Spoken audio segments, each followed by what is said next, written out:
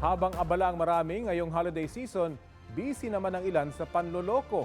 Kaya mag-ingat sa ilang holiday scams para wag maging biktima. Una sa listahan, mag-ingat sa mga pekeng tawag na nagpapakilalang taga-bangko o e-wallet o financial service company na nagsasabing kailangang i-verify ang inyong transaction. Tip para makaiwas dito, huwag ibigay ang inyong one-time password at iba pang personal na impormasyon. Ingat din sa mga nagpapadala ng links para i-claim raw ang inyong reward, refund o reactivation ng account. Kapag clinic niyo yung link, dinadala kayo sa fake website para manakaw ang inyong login details. Ang tip, think before you click, mga kapuso. Maging alisto rin sa mga bogus o peking online seller o buyer. Para makapag-scam ay nagsisend sila ng AI-generated screenshots ng payment nila. Ang tip, i-double check ang profile ng inyong katransaksyon.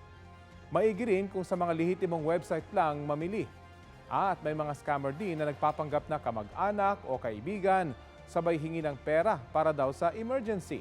Ang tip, i-verify muna maigi sa ibang paraan kung ang inyong kausap ay kamag-anak o kaibigan nyo bago magpadala ng pera.